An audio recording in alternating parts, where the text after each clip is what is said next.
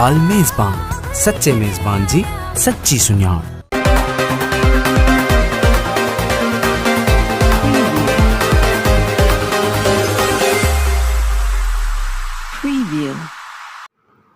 नाज़रीन, अवां के सीता रोड का खबर ॾींदालो। अदील अली जावरी जी रिपोर्ट मूजिब सीता रोड में अहले सुन्नत वल जमायत जे अमीर सैयद हबीब अहमद शाह बुखारी जे सर ते हुसैनी जमायत ऐं सैयद शाहिद शाह, हाफ़िज़ नूरदीन चांडियो, शफ़ी मोहम्मद चांडियो, माशूक पंवर, आसिफ जावरी, अदील जावरी ऐं नूर हुसैन जावरी जी अॻवाणीअ में स्वीडन में क़ुरान पाक जी बेहरमती ख़िलाफ़ रैली कढी वई।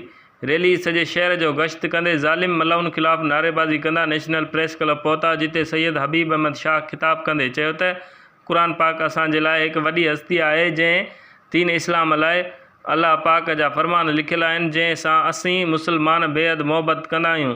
स्वीडन ऐं ॿियनि गैर मुस्लिम मुल्कनि में असां सदाईं असांजे असावे कराम ऐं क़ुरान पाक जी बेहरमती कंदा आहिनि, जंहिं जी सख़्त लफ़्ज़नि में मज़म्मत कयूं था। पाकिस्तान जी हुकूमत खां मुतालबो कयूं था त अहिड़नि किरियल वाक़िअनि ख़िलाफ़ सरापा एहतिजाज थियनि त जीअं गैर मुस्लिम मटिजी वञनि ऐं आईंदा अहिड़ी हरकत न कनि। हिननि मुतालबो कयो त इन मलाउन खे सरियाम अहिड़ी सज़ा ॾिनी वञे त जीअं अॻिते ॿियो को बि अहिड़ो गुस्ताख़ी न करे।